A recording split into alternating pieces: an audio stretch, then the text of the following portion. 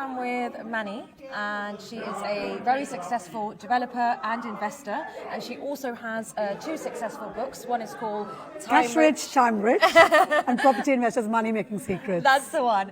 And today we are here at the event called Titan. So can you tell us a little bit about what this event includes? Well, this is really a property community where people from all walks of life within property collaborate here.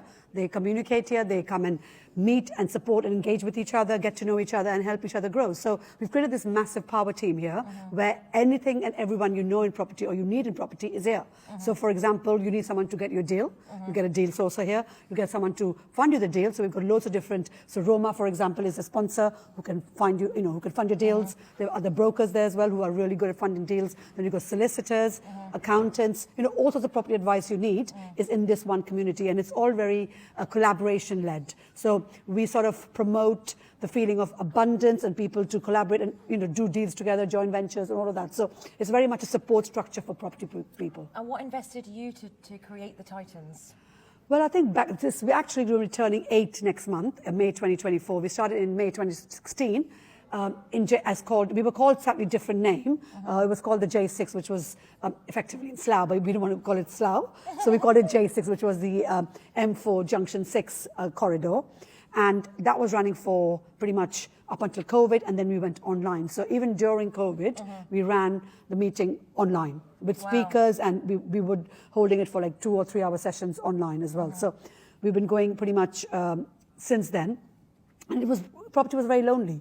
You start, I was in IT with a big team. I was running a team of 27 people and came into this office on my own. Didn't know where, because you've been on this course, you've been educated, and then you come out of it on a Monday morning thinking, what am I supposed to do? Yeah. And there's no support whatsoever. In a corporate structure, you have teams, you have a team leader, you have someone below you, someone above you, and there's a support. Whereas there was nothing in property. And we thought, look, there's a lot of people around here investing in property and no community. So I just decided that let's just jump into the deep end a bit and create this community, which was like 10 or 15 people to start with, and then we built it up slowly that way. That's amazing. And what are you yourself working on at the moment?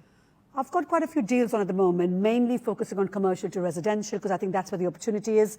The commercial properties, whether being an office, shops and uppers, they're available in abundance at the moment, because obviously businesses are finding it hard. Therefore, businesses are having to giving up their premises. Offices, up until now, people were working from home pretty much. People have just started going back into the office maybe 1 or 2 days a week, and that might change in the future. But if you can see commercial properties, there's an oversupply of commercial properties, and that's where the opportunities were. So we bought a few commercial buildings and converted them partly into residential and partly into, kept a small part of it as commercial, rented it out on the high street, and the rest of it we converted into residential, and we're basically doing commercial to residential developments at the moment. Okay, that's interesting. And what do you think is the biggest challenge in your industry at the moment? I think there's quite a lot of challenges at the moment. Obviously, interest rate being the highest one of them, because money is expensive right now. Whether you're taking money from an investor, whether you're taking it from a bank or a bridging company, whatever it is, you're paying 6, 7, 8% a year. So money is expensive to come by. But what we're finding hard when we're doing those developments is those construction costs have gone up considerably as well, up to 30% in many cases, from about just before COVID to now. So we're being squeezed from different angles. You're buying those deals with a lot of competition from other developers as well. So you're not actually buying it really cheap. You're buying it at a good price where it kind of stacks. But then when you're sort of putting on planning fees, permitted development fees, or other sort of fees from all the consultants, then you have the construction costs, and then you're having to either rent it out or sell it. You're being squeezed from all angles, if you know what I mean. So I think the challenge is basically making deals stack. And how do you reckon, what's the best way to sort of overcome that right now? I think buy cheap. Yeah. Buy it cheaper if you can. Try and secure deals, obviously, at the lowest that you can. Be rude, as I think one of the speakers earlier mentioned. Be rude, make rude offers.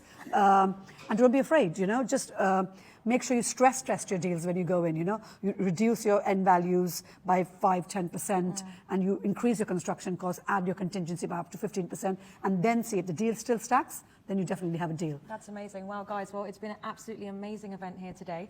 Please make sure you go and follow Manni. She posts some amazing stuff and really shows her journey. So do follow her and look out for the Titans. And if you're in the property industry, come and join the event. Amazing. Thank you so much for endorsing us. And if I may say so, next time we'll probably do it the other way around. We'll sort of sit down and ask you. But I'm glad you made it today. Absolutely. And it's a pleasure meeting you. Oh, Thank you so much. Thank you so much. Thank you. Lovely. Thank you.